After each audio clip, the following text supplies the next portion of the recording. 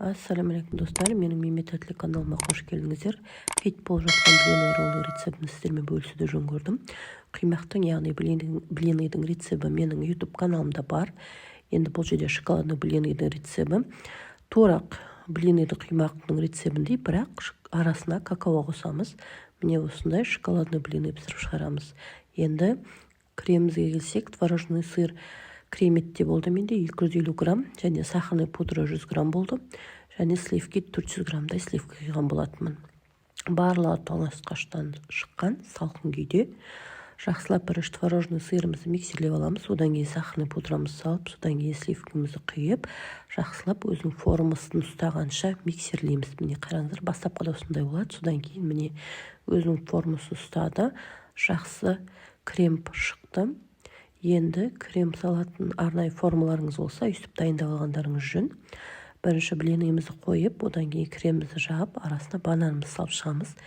Ішіне фрукты салу, яғни өзіңіздің еркіңізде. Менде банан мен киви болды. Содан кейін қайтадан кремімізді жағамыз.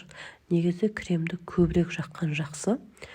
Мен шамамен салдым, ең алғаш пісіргендіктен. Бірақ маған өте қатты ұнады. Содан кейін кремнен кейін кивиміз саламыз да жақсылап ораймыз. Жақсылап тұрып орап алғанымыз жөн болады. Екінші ақ блиныйыма бананымды крем салып, кивим салып, тағы да бір орап шықтым. Жақсылап орап, сыртын пищевой пакетпен орап, жақсылап түйіп, екі жанын морозкаға, яғни мұздатқышқа бір 10-15 минутқа қойып алсаңыздар, формасын өте жақсы ұстайтын болады. Барлығын осылай дайындап шығамыз.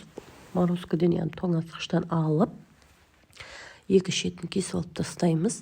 Енді барлығын бірдей формада, міне қараңыздар, формасын өте жақсы ұстады. Бірдей формада кесіп шығамыз. Өте дәмді болады. Үстіне шоколадты ертіп, шоколад құйсаңыздар да болады. Мен осылай шоколадный ақ блиныйдан блины роллы жасап шықтым. Өте дәмді болды.